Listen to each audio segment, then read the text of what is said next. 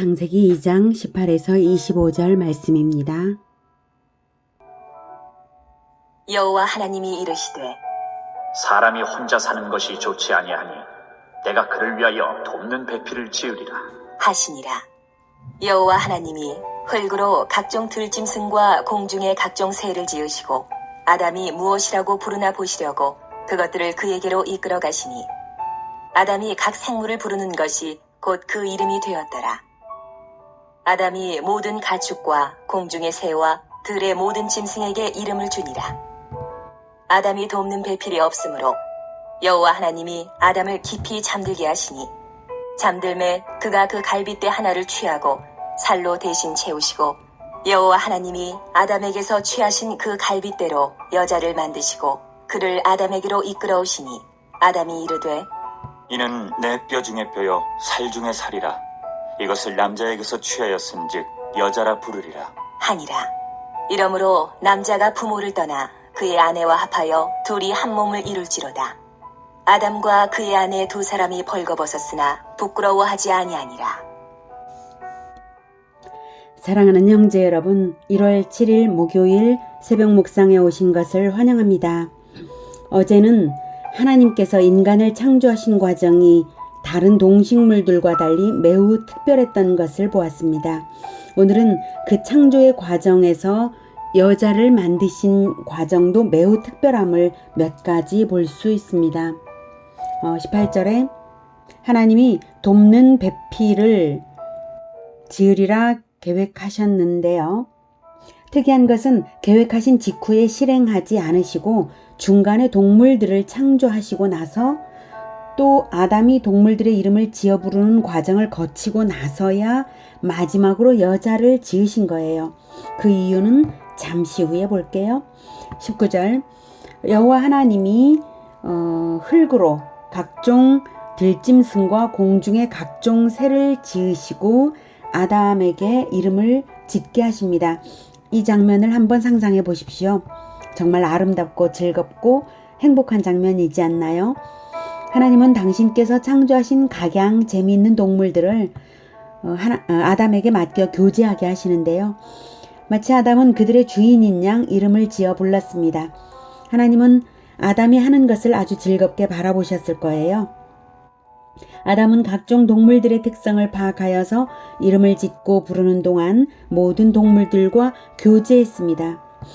이름을 짓는다는 것은 무슨 의미인가 하면 주권자라는 의미가 있습니다.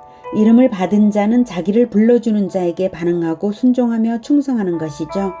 아담은 동물들에게 있어 마치 왕과 같고 주권자와도 같은 지위가 주어진 것입니다. 하나님의 형상으로 태어난 아담이기에 사역과 지위 역시 여타 동물들과는 다르죠. 이름을 짓는다는 것은 아담의 통찰력과 명철함과 창의성을 짐작하게 합니다. 하나님의 형상인 사람이니 그에 합당한 능력을 부여받은 것이죠. 그런데 아담이 모든 동물들에게 이름을 지어줄 때에 즐겁게 그 일을 하면서도 아담은 한편 매우 깊은 외로움을 느꼈을 거예요. 왜냐하면 모든 동물들은 암수가 짝이 다 있었거든요. 그 많은 동물들과 교제하는 동안 아담은 느꼈을 거예요. 모두가 짝이 있는데 나에게는 짝이 없다.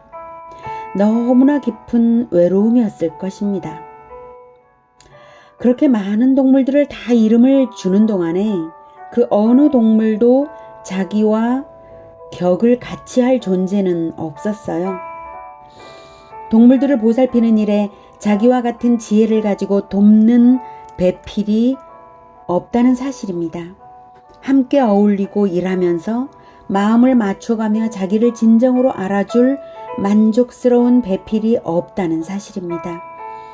이렇게 깊은 외로움에 젖어들 즈음에야 기다렸다는 듯이 하나님은 드디어 여자를 창조하셨습니다.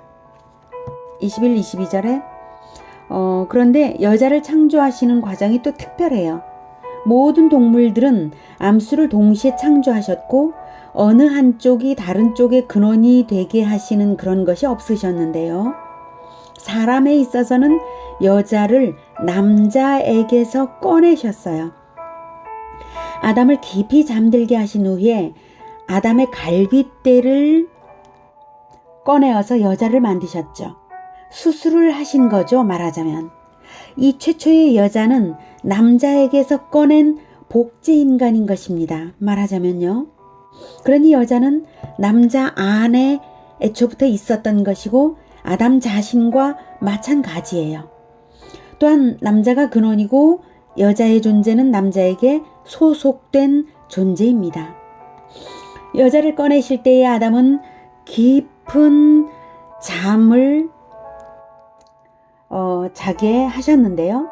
성경이 말하는 깊은 잠이란 죽음을 의미합니다. 그리고 갈빗대를 잃은 아담은 여자가 만들어진 다음에 깨어나서 여자를 만났죠. 여러분, 이 장면은 누구를 연상시키나요? 저는 우리 주 예수 그리스도께서 십자가에서 죽으실 때 옆구리가 창에 찔리신 것이 연상됩니다. 그리고 죽으셨다가 부활하신 후에 교회 공동체를 만나신 것이 연상됩니다. 성경은 교회 공동체를 그리스도의 신부로 비유합니다. 사도 바울은 부부의 도리를 가르칠 때에 아내들에게는 남편을 그리스도를 섬기듯 섬기라고 했고 남편들에게는 그리스도께서 교회를 위하여 생명을 바친 것처럼 아내를 목숨 걸고 사랑하라고 가르쳤습니다. 그리고 그 비밀이 크다며 다시 한번 그리스도와 교회가 그렇다고 했습니다. 아담이 신부를 만나기까지는 죽음을 넘어야 했듯이 예수 그리스도께서도 교회 공동체의 시작을 위하여 십자가의 죽음을 넘으셨습니다. 드디어 신부를 만난 아담은 너무나 기뻐서 환호를 합니다. 내 뼈 중에 뼈요 살 중에 살이라. 이것을 남자에게서 취하였은즉 여자라 부르리라. 얼마나 충만한 기쁨이었을까요? 눈에 넣어도 안 아플 만큼의 사랑이 솟아올랐을 거예요. 바로 이렇게 아내를 사랑하게 하기 위하여 하나님은 여자의 창조 과정을 특별하게 하신 것입니다. 시간을 격하시고 남자로 하여금 사역을 먼저 하게 하시고 깊은 외로움을 느끼게 하시고 죽음을 넘는 희생을 하게 하시고 기다림을 거쳐서 드디어 만나 뜨겁게 사랑하게 하신 거예요. 이것을 남자에게서 취하였은즉 여자라 부르리라고 아담이 말했는데요. 너는 내 소속이다. 즉 내가 책임자다 라는 의미입니다. 저는 이 과정을 가만히 볼 때에 하나님이 가장 귀하게 창조하신 것은 여자라고 생각이 됩니다. 남자에게 권위를 주셨고 인간의 대표가 아담이지만 하나님은 여자로 하여금 남자의 극진한 사랑을 받기를 바라셨어요. 왜 사랑받아야 하냐면 바로 24절에 나오죠. 부모를 떠나 그의 아내와 합하여 한 몸을 이루게 하시려는 것입니다. 몸만 합하는 것이 아니라 당연히 영혼과 몸이 연합되는 지극한 사랑으로 살아가라는 것이죠. 부모를 떠난다는 것이 그것입니다. 부모에게 연합되었던 만큼 부부가 연합되라는 것입니다. 당연히 육체적인 수준이 아니라 영혼과 몸이 함께 연합되는 지극한 사랑입니다. 창세기 1장에서 하나님이 인간에게 복을 주신 것이 무엇인가요? 그것은 생육하여 번성하고 땅에 충만하여 마침내는 온 세상을 다스리는 것입니다.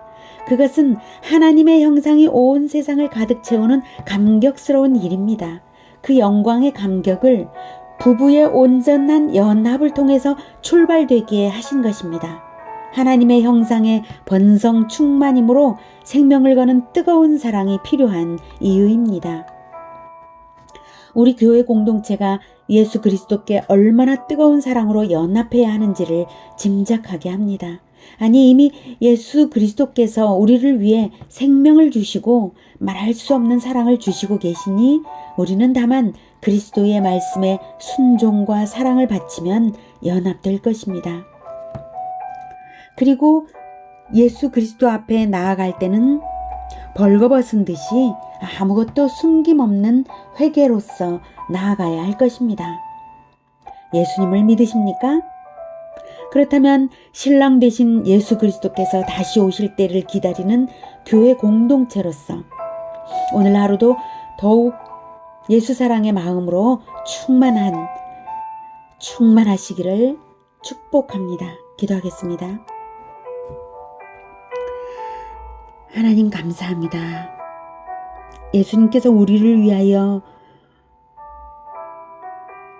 옆구리를 찔리시고 피를 다 흘리시며 우리를 위하여 죽으시기 위하여 이렇게 태초부터 남자의 사랑을 여자가 받도록 하나님께서 지으셨습니다. 예수 그리스도의 신부인 우리가 오직 예수 그리스도를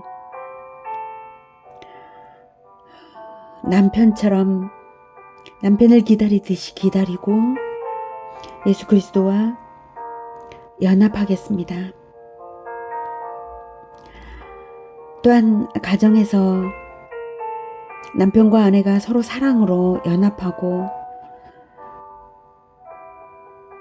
부부된 도리에 합당하게 살아갈 수 있도록 우리 모든 가정들을 지켜주시옵소서. 이 연합의 아름다움을 잊지 않고 가정에서나 교회에서나 행복한 연합으로 끝까지 예수 그리스도를 따를 수 있게 주님 도와주시옵소서.